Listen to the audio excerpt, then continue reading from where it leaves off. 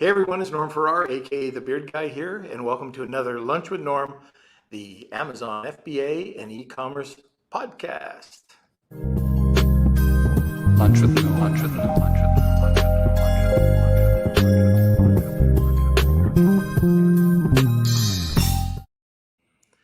Okay, we're having a couple of technical issues today. Hopefully the Wi-Fi will hold up for me. If not, I'll find another location.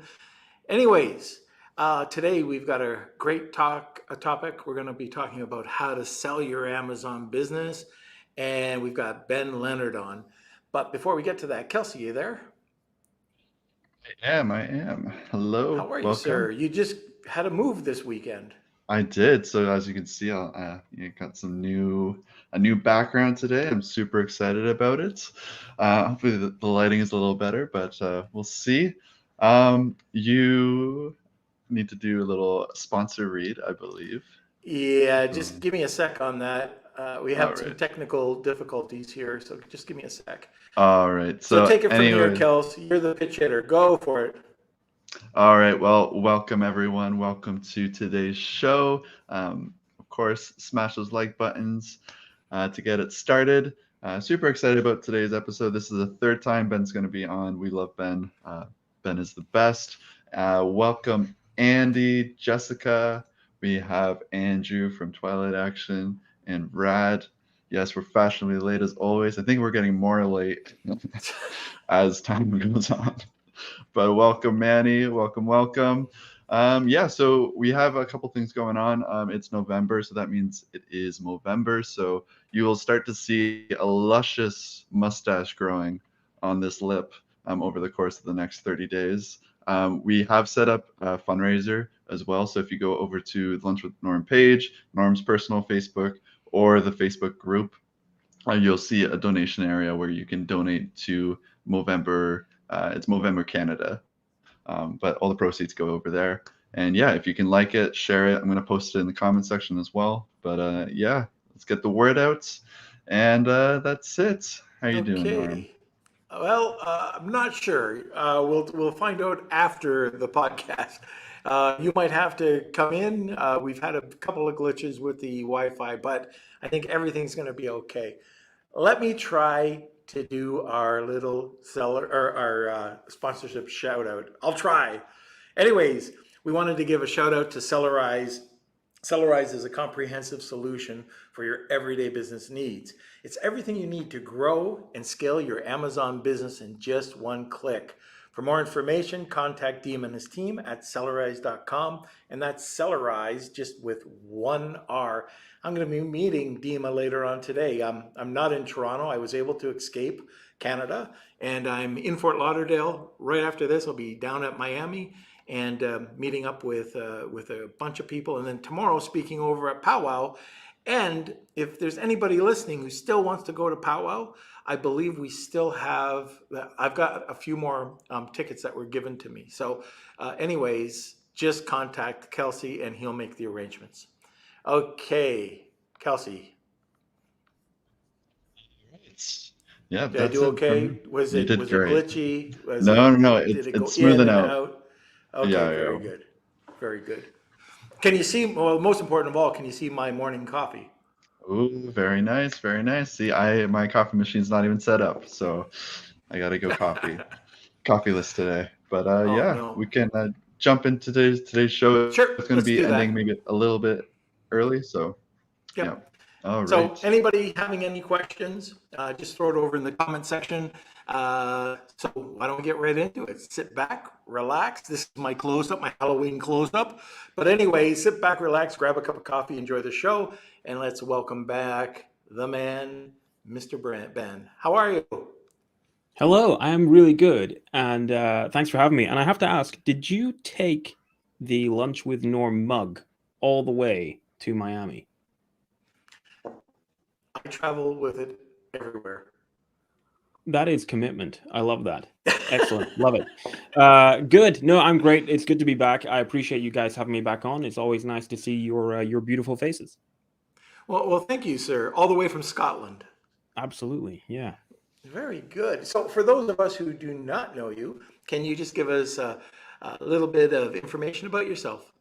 Yeah, I'll keep it brief. For those who haven't heard about me before, my background is science. I got into e-commerce kind of accidentally, early 2016. Got sick, had to take some time out of work, started a brand of fitness equipment. Turned out I was pretty good at it, quit my job, scaled it up, and I sold it in late 2019. We were doing at that point, about $6 million US in sales. And so this was right before the explosion in mergers and acquisitions in e-commerce. And I sold that business, and I sold it through a broker. And the experience with that broker could have been better. So being an entrepreneur, I spotted the opportunity to create a better brokerage. So together with my accountant, Allison, who has about 20 years mergers and acquisitions experience and who somewhat saved the day during that exit process of that first business, we combined our skill sets, me on the e-commerce side, understanding what it is like to live e-commerce day to day, and Allison on the accountancy side and the M&A side. And that led us to create Ecom Brokers. I'm still building brands today because I love it. I know how to do it. I know how to create a valuable brand and sell it. And I need to, so that I can look our clients in the eye and say, I understand what it's like to be in your shoes. Right. Not good enough to say, oh, I used to understand what it's like to be in your shoes. It's a very fast moving space, and it's important to understand, what's going on the ground. And so, yeah, that's us. And that's me. And here I am. Well, just listening to what you were saying, I'm kind of curious. I wasn't going to lead with this, but I'm kind of curious if you could go back and do things over, what would you do differently selling your brand? Ooh, good question. I would have used a different broker. And I'm not here to slam that broker that I used. They were nice Right. people. But their process wasn't great. They were working at scale. And rather than having, for instance, a chartered accountant working on the numbers, it was just a person who was not of that background, who had been trained into pulling some reports from Shopify and Amazon, slamming it in a Google Sheet, and assigning a value to it. And their approach was not particularly bespoke. So I would have worked with a service that provided a bit more of a bespoke service to really dig deep on the business, get a deeper understanding of it, in order to then work with me to maximize the value of it, rather than just pull some reports and say, it's worth this, and we'll stick it on our website and flip it. And in the end, that's not really what I experienced in the end, because Allison and I, in the end, did the bulk of the work ourselves. So I would have done that, but unfortunately, if I'm being fair to myself, the environment in early 2019, when I made the decision to sell, was very different, and those services were less available. And in any case, I was going off of a recommendation of a friend who'd used the service that I used. But with the benefit of hindsight, their business was quite different to mine. It was a bit significantly smaller, and that kind of more flipper style model worked better for them than what I needed, which was a much more hands-on approach. I was at breakfast today with another guest that's been on our show, a good friend of mine, Colin Campbell. He's sold a bunch of businesses. And anyway, actually, I was in this office when he sold .club to GoDaddy, and we did a live broadcast when the final paperwork was signed. Anyways, we were at lunch or at breakfast this morning, and he asked me about the current situation and if going off Amazon would make a bigger difference nowadays than before. Because I don't know if you agree with this, but when you were selling an Amazon business a year or 2 years ago, aggregators or even the private equity that was coming in was focused on Amazon. They really didn't care about anything else. It was your Amazon business, especially last year. Going forward and developing off-brand or going into the Walmarts of the world, building your Shopify account, do you think that would add more value now than it did last year? Yes, 100%. He's right. More and more, if we're going to talk about aggregators, more and more of them are getting more sophisticated and smarter. Many of them aren't, but more are. And most of them are now beginning to, the penny is dropping, and they understand that it's not all about Amazon. It can't be about Amazon if you're going to have a sustainable portfolio of brands, particularly when very soon, and in fact already, they're not just competing among other aggregators, they are competing among big boy, old school private equity who have the operational chops and have been doing this for decades. And they've been patiently waiting to see what happens for the last 18, 24 months. And now they're coming in, or very soon they're coming in. And they do understand the importance of omnichannel. They have brands that they've had for a long, long time, which they're now moving on to Amazon. And they have brands which are purely Amazon, which they're moving off of Amazon. And I know this because I consult with them outside of ecom brokers. And I think one thing that's going to be fantastic for e-commerce business owners is, as probably 80% of these aggregators either die or are eaten up, the space that remains will be filled by more mature private equity. And that will bring a more mature environment to mergers and acquisitions in e-commerce. Because right now we're in kind of like a Wild West, where all sorts of stuff is happening, which doesn't happen in more mature industries. And as that dies down, that will suit sellers much more. They will end up benefiting from better deals and going through a better process than what's happening now. We've talked, and I think anybody that we've had on the podcast talking about building your business, is we started at, what can we do? And we kind of build it out very untechnically. If you had three things that you could do to your business right now, what would you do that could improve your overall valuation of your company or brand? One. And I'm talking about as for going into 2022. I think that's the year. Yeah. I'm an old guy, Ben. So if you're purely on Amazon, don't be purely on Amazon, right? So diversify your channels. We're about to sell a business that is on its own website and Etsy, right? So think outside the box, right? Think about these other marketplaces. So diversify your channels.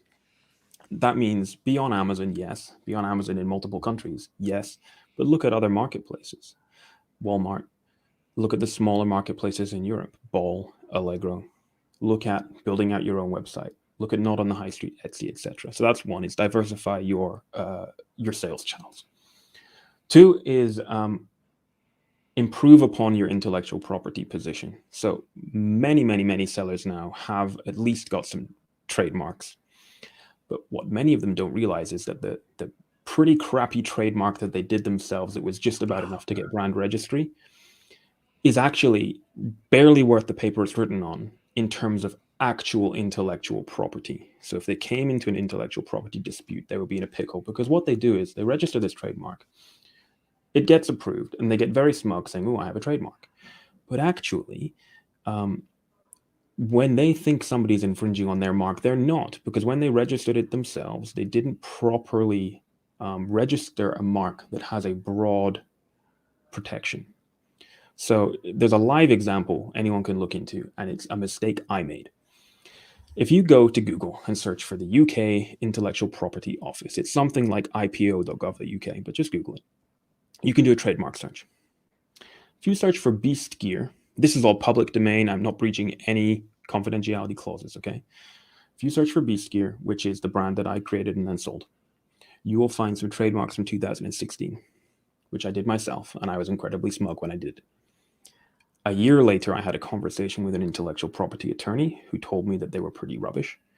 And so that's why a year later, these same marks are re-registered, and you can look at them and see the difference in the depth of the protection. So number two is broaden and improve upon your current intellectual property position. So if you have no trademarks, get some trademarks. If you have some trademarks and you did them yourself or got them done cheaply, have them looked at by an expensive and good intellectual property attorney. And if you think you might need design registrations or patents, please get that looked at as well. All these things help to build a moat around your business, build in stability and a sense of legitimacy, which a potential buyer is going to want. when they're looking at buying your business. So that's number 2 is, improve upon your intellectual property position. And I guess for a third one, it would be diversify your offering. So we spoke about diversifying where you're selling, but diversify your offering. Many people have built a reasonably successful brand, if you want to call it that, but they think it's a brand, but it's not, because they've got maybe 1 or 2 SKUs. And more buyers, when after Thrasio emerged, tons and tons of aggregators believed that we can raise a bunch of money, and purely because e-commerce is growing at X% a year, we can just roll these up, do very little with them, and then we're quids in. Investors have cottoned on that it's not as easy as that, and they want to see when the aggregator is coming to their investors and saying, look, we want to buy this, they want to see brand, they want to see sustainability, they want to see growth, they want to see a future. They don't want to just see a mishmash of products or 1 or 2 products, 1 or 2 Me Too products that are doing okay on Amazon. They want to see a legitimate brand. They're now taking a more mature private equity approach. So if you've got 1 or 2 SKUs, you need to build out a brand and start thinking about what other related problems can I solve for my customers that would make sense. And from there, build out a family of products and a real brand. I like it. And this is going to lead me to my next question, which I wasn't prepared to ask, but I'm not sure if you have an answer on this. Okay. You talk about brand. So many aggregators were just going in. There were, I wouldn't even call micro brands or micro brands. These are just, they're buying anything right now. And it's not necessarily focused on brand. So you're getting a multiple on your EBITDA. So and it's higher multiple right now, and there's usually an earnout. Are you seeing when more companies are putting a focus on brand, so they're spending more money up front to get their brand out there, less money on profit? Do you think that you'll see a time where these aggregators or private equity are going to go move into the one-time sales rather than EBITDA? Because sometimes it makes no sense if you've got a brand that you've spent a lot of time developing, but there's very low profit because you've taken that profit and invested it into lunch with Norm, or whatever. Yep. No, yeah, completely see where you're coming from. Yes and no. For most people listening to this or watching this, that's not going to apply. And when you're working with the right broker who really does the work to maximize the value of your business and properly calculate your EBITDA or your SDE, they will make the appropriate adjustments on your P&L sheet, which can be, you have to be upfront about it when you're presenting it to potential buyers, but you can reasonably justify that adjustment to then boost the EBITDA or SDE and effectively add back, right, those kind of costs. Right. But I see where you're going with it, and for much bigger organizations, multiples of revenue happen, but it's rare in e-commerce for what we're talking about. Right. Yeah, I'm just really curious because I have been talking to a few sellers that have been spending a lot of money building brand awareness, brand defense, and it's going to be a completely different number when somebody approaches them. And I'm thinking it's more of a savvy seller that would do that. But Yes. if you're not and you're doing it, I mean, you could get hosed.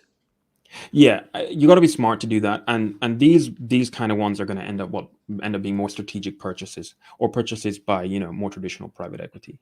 I was having a conversation today with an extremely smart seller. We're going to sell his business, and he'd recently come out of a conversation dealing directly with an aggregator, and frankly, the aggregator failed to understand the data that was being presented to them, and because they're looking at it at a much more short-termist, purely financial point of view, whereas some of the better aggregators, and then the more mature private equity will take a more long-termist strategic approach and understand the importance of this kind of spend on building the brand and the brand awareness, etc., that you're talking about. And they're not necessarily looking for a direct ROI on that spend. And so, yeah, for that kind of play will work. And particularly as M&A and e-commerce continues to mature, we're going to see more of that. Okay. Now, going back to one of the more traditional questions that I wanted to talk to you about, in again, high level, we don't want to get into too much technical, but 2021, 2022, e-commerce businesses, the way that they're valued. Can we just briefly touch on that for the new sellers that are trying to explore, how do they exit? Yep. Okay, so every business is different, okay? So, but let's keep it really simple for someone who hasn't heard about this before. So for simplicity, we multiply something called your seller's discretionary earnings by a multiple. And seller's discretionary earnings is effectively your net income plus things called add backs and things called adjustments. So add backs are things that appear on the loss side of your P&L statement, which we remove. And there's two main types. One is personal related discretionary expenses, so things like your phone, your travel, your salary, health insurance, office costs, etc. And the other part is one-off costs that won't be repeated and wouldn't apply to the new owner. So it could be intellectual property. You've just paid for your trademarks. You don't need to do them again. You've just paid to have a bunch of videos done. Don't need to do it again. Photography. And sometimes recurring costs. Maybe you're paying a recurring consulting fee or something, which the new owner is not going to require. Or maybe you're paying an agency to manage your account, and the new owner is not going to do that. So adding those back properly and having them done by the right person with an accountancy brain will boost the value of the business by boosting your SDE. And then the other is adjustments. So these are adjustments which recognize change in the P&L in order to recognize what the business is truly worth to the new owner on day zero that they acquire it. So for argument's sake, we usually value a business based on the trailing 12 months performance. But if you just, like 2 months ago, negotiated a lower cost on a product with a supplier, well, it's not particularly reasonable if it's only going to boost your SDE for the last 2 months, but the new owner is going to benefit from that new cost. So it's reasonable to adjust as if you had been purchasing it from that supplier at that lower cost for the full 12 months. For example, there's tons of ways you can adjust to recognize the true value of the business. So that's how you get to your SDE. You multiply that by a multiple. And in e-commerce, at the minute, multiples are, anywhere between 3 and 7. Somebody I know recently sold a business for 11x. That's crazy. It was nuts. That's crazy. Yeah, that was a major outlier. So I wouldn't want anyone to think, oh my God, I'm going to sell my business for 11x. And so, yeah, the SDE is multiplied by a multiple, and effectively that gives you the price of the business. And then after that price is you have a deal structure. So there'll be a proportion up front, which could be 100% or could not be 100%. And the remainder will be in the form of, usually, not always, in the form of an earnout. And this is assuming somebody's selling 100% of their business and they're not retaining any equity, of course, which is the usual case in e-commerce, but not always. And so, yeah, that is, in simple forms, how a business is valued in e-commerce. Very simply, every business is different. It depends on the quality of the business, how valuable it is, how sellable it is, what vertical it's in, what the owners want, how the entity is set up, etc. Lots of different things to think about, which is why it's important to work with an expert who can help you navigate this minefield of different things to think about. Right. Even at the beginning, so there's so many companies out there that will help you set up properly at the beginning, and something simple.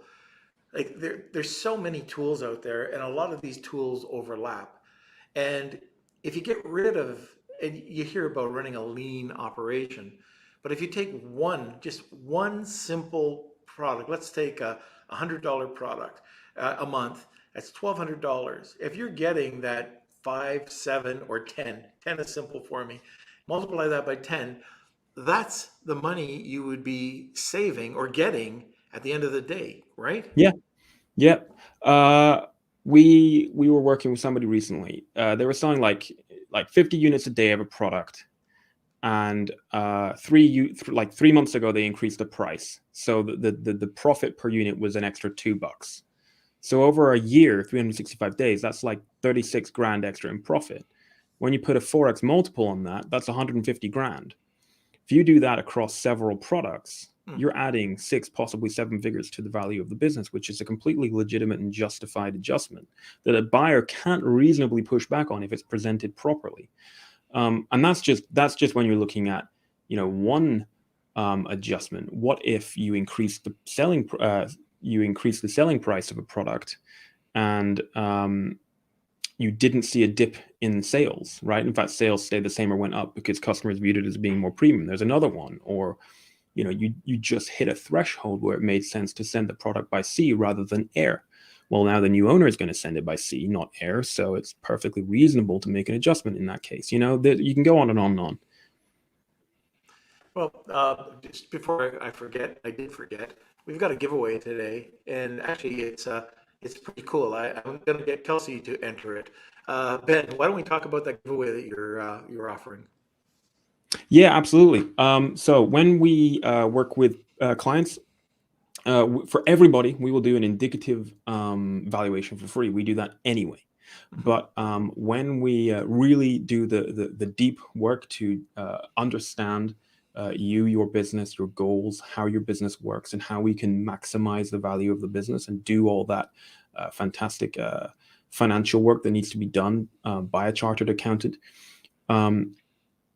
we charge for that if you decide not to sell with us. So we're going to do that for free. So somebody can get all that deep work done, no obligation to sell. It's free.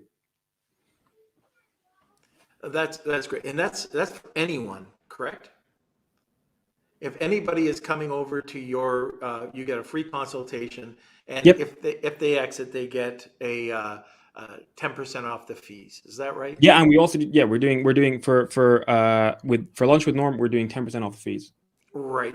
And so and this is I had some technical problems coming on, but I just saw in our private chat that Kelsey was saying for the winner, you've got a copy of Ben's extraordinary Instagram funnel training Yes, that you'll yes. offer. This is slightly disconnected from ecom brokers, but actually it's going to really help people make their business more valuable. It's a copy of my extraordinary Instagram funnel, which was a really important tool in helping me to make beast gear extremely valuable.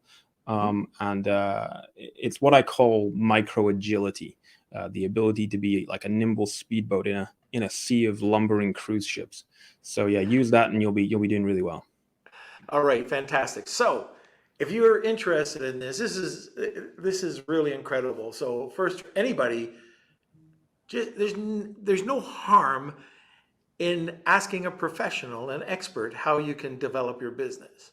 Yep. And on top of that, if you go through with it, you'll also get save 10%, which not bad. That's for everybody.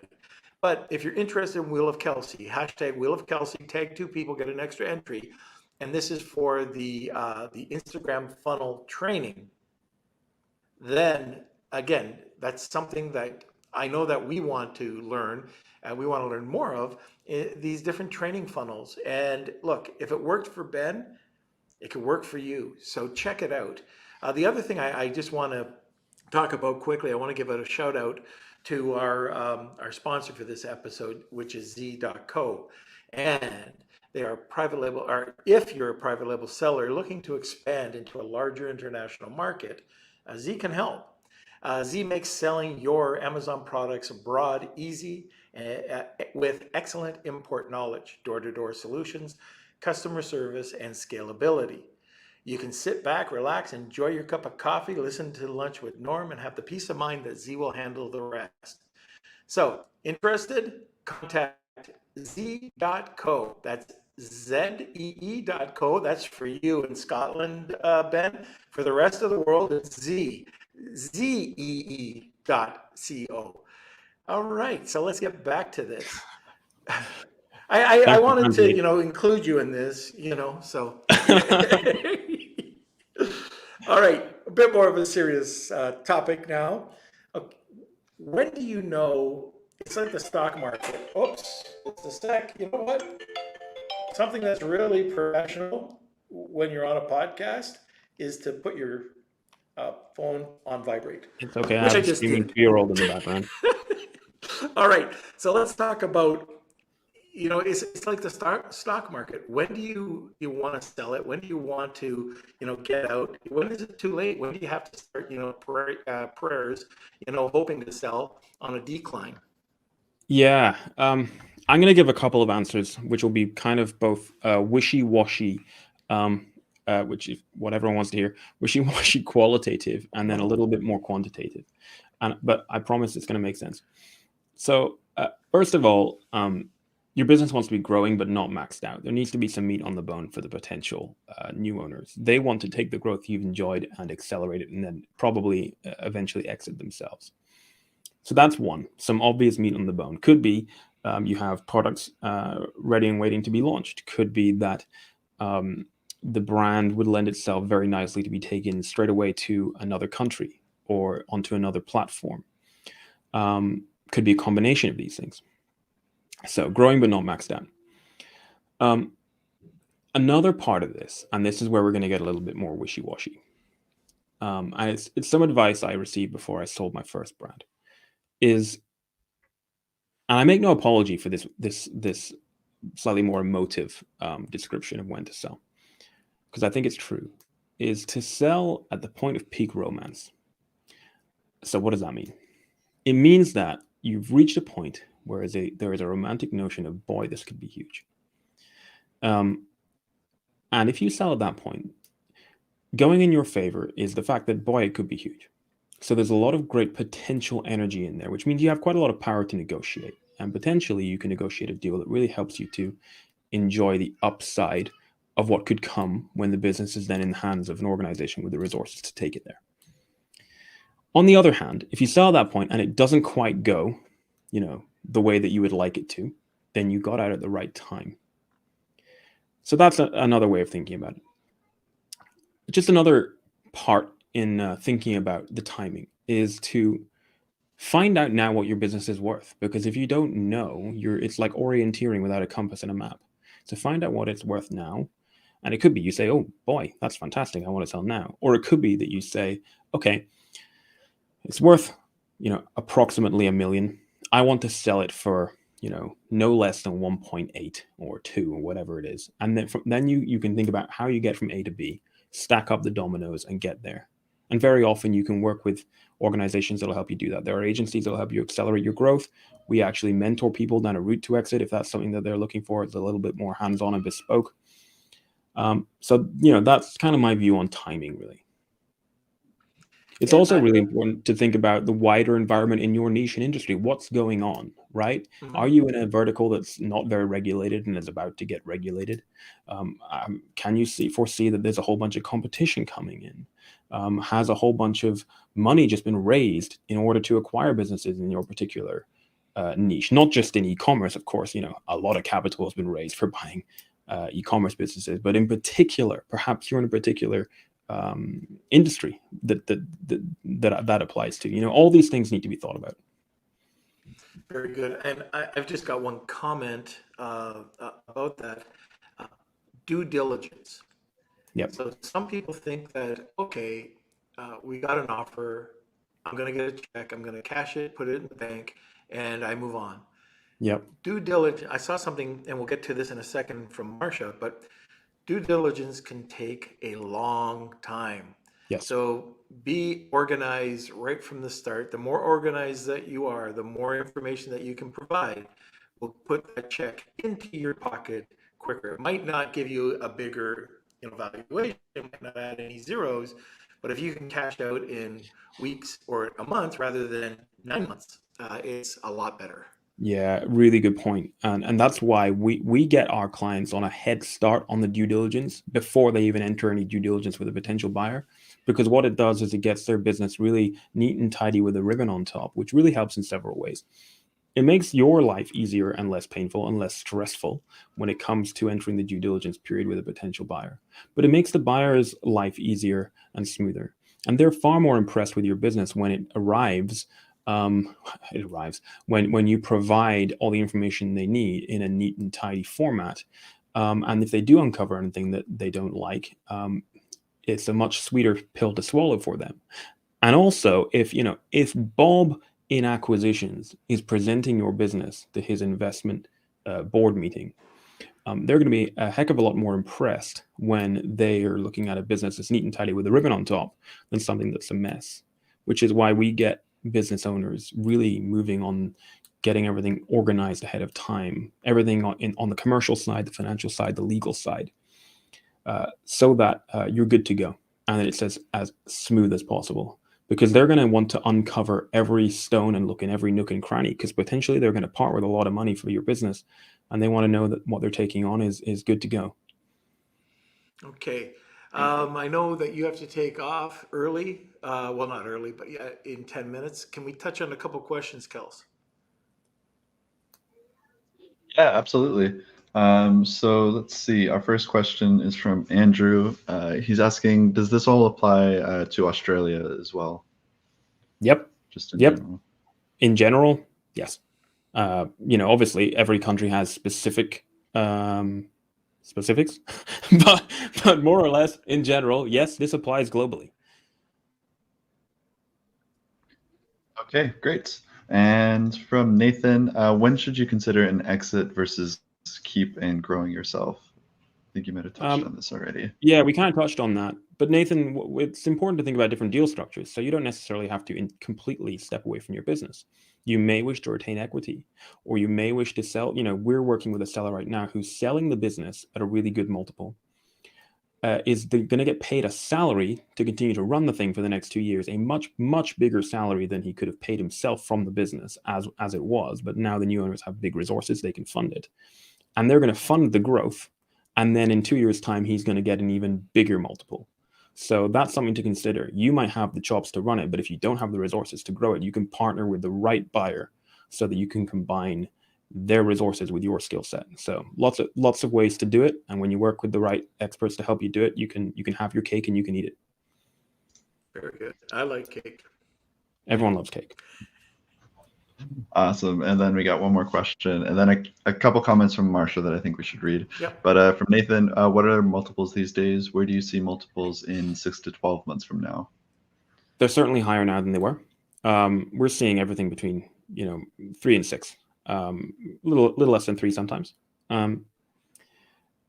6 to 12 months really depends. I saw the results of an interesting survey published the other day, which was funny because I'm glad that it was published. It was a really interesting, but it was the results of a survey interviewing aggregators and asking aggregators what they think of multiples, which is an interesting way to look at it. And it was funny because some were saying they're going to go up then come down, and some were saying they're going to go down and then go up, and some just said they're going to go down, and some said they're going to go up. So honestly, it's about your business. If you have an excellent, sellable, valuable business, regardless of what's going on in this so-called bubble, there will be a buyer for it. Hopefully, multiple potential buyers. And the more of those you have, and the more valuable and sellable and better you make your business, the higher the multiple is clearly going to be. Of course, there is a market, and the market to some extent dictates what the multiple is. But it's important that people don't get too caught up in worrying about this existential stuff and focus on what they need to do to make their business valuable and sellable. Overall, I see that multiples going up a bit more than they are and stabilizing. But try not to worry too much about it. Focus on what's right for your business. And don't look back. Right, Ben? When you get out just as the Don't market starts look to back. crank. Don't look back. I sold my business. Yeah. And don't look back. Yeah. Okay. So what were some of those comments? Okay. So, all right. So for Marsha, she's sharing part of her story. So the first one was, when I sold my toy company, I spent 9 months of due diligence with the company. The deal fell apart and it was so sad, but we became super friends after the deal ended and are still to this day. 1 week later, I was approached by a different company and the deal closed in 5 weeks because all the due diligence was done and in perfect order. attention to detail is really important when you are selling. Spot on. Listen to Marcia. Yeah, she knows her stuff. Okay, so I'm just kind of looking at aggregators in general. They're spread out everywhere. I don't even know, between Tim and I don't know how many aggregators we get in our inbox every day. Even they don't even know the brand. We have brands that come in from our clients, and we have mailing addresses in the US for them, and there's already offers on the table. They have no idea what the sales. I mean, these are people I just tell to run. Like, don't even Yep. look at the offer. If somebody's saying, "Oh, we're going to give you 50,000, 100,000, 250,000," that's don't even look at it. Just rip it up. Put it in your Yep. inbox or delete it. But I'm just looking at, where does the bubble break with aggregators? Like, is there going to be an implosion? Are the big guys going to buy everybody up? Yeah. 80% are going to die soon, either because they just die or they get eaten by bigger fish. And this is going to be fantastic because we're currently in a wild west of M&A in e-commerce, right? There's a lot of stuff going on, some of it pretty shady, that doesn't happen in more mature industries. In every other industry, the normal thing to do is take your business through a process to maximize its value and then market it to find a competitive environment, a pool of the right potential buyers, and then sell it with the help of legal representation and your broker for a deal that is fair and suits you. In e-commerce, what is happening right now is nuts, and really hardworking business owners are selling or effectively having their business taken from them because they're a bit naive on this for far, far less than it's truly worth. Mm-hmm. It's really sad. And so when this implosion happens, the industry is going to mature more, mature private equity who have the operational capability and probably more ethical systems in place. And I'm not saying that all the aggregators are bad. I like most of them, to be fair, or I like a lot of them. And business is business. It's purely natural. They want to get deals as low as they can. But as the industry matures, it's going to be much, much better for everyone, including the aggregators. Because when a business goes through a process, they end up with a business which is much better and ready to be absorbed into their system. And they're still making a ton of money, right? The moment they buy it and roll into their portfolio, it's worth, 4 or 5 times more anyway. So they can well afford to pay what it's worth. So my last question, and I think there might be one other one, but my last question is, when, or are there any tips that you can give when your spidey senses kind of go up? Like, what are those spidey senses? What should people be looking for to turn and run? Any signals that Yeah, it's very simple, right? You're talking to an aggregator, right? You just say, look, I know your background. You guys are strong financially. You've raised a ton of money. You know what to do. But am I doing the right thing in working with you directly? Or actually, should I go through an experienced broker and take my business through a process? Because then you've got them it's checkmate, because they know the true answer is yes. So if they say, come with me, you can dig into that and say, so I guess your bid will be bigger than everyone else's. And if they say yes, well, take them to the cleaners, but it's unlikely they'll say that. They'll say, well, it won't be bigger than everyone else's, but you should come with us because, X, Y, Z. And then it's clear they just view your business as a commodity. And so then it's very simple. You say, well, that's fantastic. Thank you so much. I look forward to working with you when our broker finds you as the preferred option, and that's it. And then you take your business through a process and you end up with a much better deal that suits you. Very good. So I think, Marcia, this is a very quick question. It's, how long have aggregators been in the ecom scene? And it really started with the big turnaround was with Thrasio when they came out, right? Yeah, they formed in September 2018. Yeah. But many of them, less than a year. Many of them. There's been an explosion. Even a year after Thrasio formed in September 2018, there weren't many at all. And now we're talking around 100. Yeah, probably. But it's important that people remember, when you go through a process, you may not sell your business to an aggregator. It could be private equity, family office, competitor, et cetera, et cetera. Nothing wrong with selling to an aggregator, provided you go through the right process. Right. Okay, Ben, look, if you want to stick around, I think we got a minute to go. Do you got time for Wheel of Kelsey? Let's do it. 1 minute. Let's go. All right. That's Okay, here we go. It's the Wheel of Kelsey. Enjoy, everyone. It's time for the Wheel of Kelsey.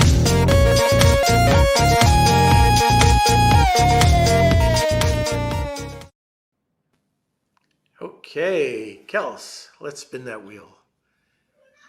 Right, We're going to get you out on Please time, email Ben. me. You're good. Please email me at k@lunchwithnorm.com if you are the winner. Here we go. Winner is Brian. Oh, Brian got C. it. Yay. Uh, All right, Brian. Go, all Brian. right, that's it, Ben. Thanks We're so much for done. having me, guys. We did Sorry it. I have to shoot. Hey, I can hear problem the at all. madness. Great to talk. Let's catch up again soon, guys. fantastic. We'll see you All later, right. Ben. Thanks for coming on. Have a great time down in Miami. I will. Thank you. All right. Enjoy. Okay, so Kelsey, that was good. That went. Man, Ben knows a lot about a lot of things. He's a great guy. He's also been in our Patreon group as well. He did some private training there. Not so much on this, but I think it was an email, wasn't it? He was talking about email marketing. It was actually part of the Instagram training that he shared with us. Oh, okay. So it's part of his Okay, very good. paid training that he, yeah. Yeah. So that's awesome. Okay, so before we close off here, can't do this without our sponsors. So we just wanted to give another shout out to Global Wired Advisors. I think I'll be meeting Chris this weekend as well. A big thank you to our sponsor for the episode, Global Wired Advisors. They're a leading digital investment bank focused on optimizing the business sales process. For more information, contact Chris Schipperling and his team over at globalwiredadvisors.com. They're awesome.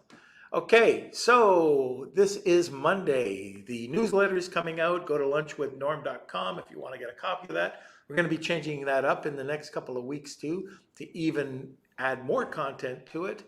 Who do we have coming on Wednesday, Kels? We have Stephen Black on. So Ooh, it's going to be good. Very, He's going to be, very interesting. Yep. So Stephen's going to be talking about where did it go? How audience building is better than product picking. So it's going to be an episode dedicated to finding that audience, and it's going to be good. I can't wait for that one. I saw him at the $1 Billion Seller Summit. This guy, he blows me away. Anyways, he's going to show us how to build audiences, which is going to be awesome. All right, so I think that's it. We can wrap up. Is there anything else that you have to say, Sir Squire? Yeah, just smash those like buttons. Today, we obviously had some Wi-Fi issues. So hopefully on Wednesday, we'll get them ironed out for you guys. And yeah, we're on every Monday, Wednesday, and Friday, 12 p.m. Eastern time. Join the Facebook group, Lunch with Norm, Amazon FBA, and eCommerce Collective. And I just wanted to shout out one more time that we are doing a Movember fundraiser for the mustache, to raise awareness, and all the proceeds are going to go to Movember Canada for cancer, men's cancer, and health issues. So you can find that on the Facebook page, Facebook group, on Norm's personal. So you'll be seeing a lovely stash, and then that in the next 30 days. It'll probably show up on like day 29, but yeah. We'll have a competition, what to call it. Well, you should grow your hair out this way, because I like we're not making going to be do chopping that. that off. Miracles will happen. And stop stealing my lines. I got 2 at the end of every podcast. All right, just say it again. All right. So tune in every Monday, Wednesday, and Friday Eastern Standard Time. And thank you for watching. The community is always growing. We've always got new members coming into the Lunch with Norm community, Facebook community.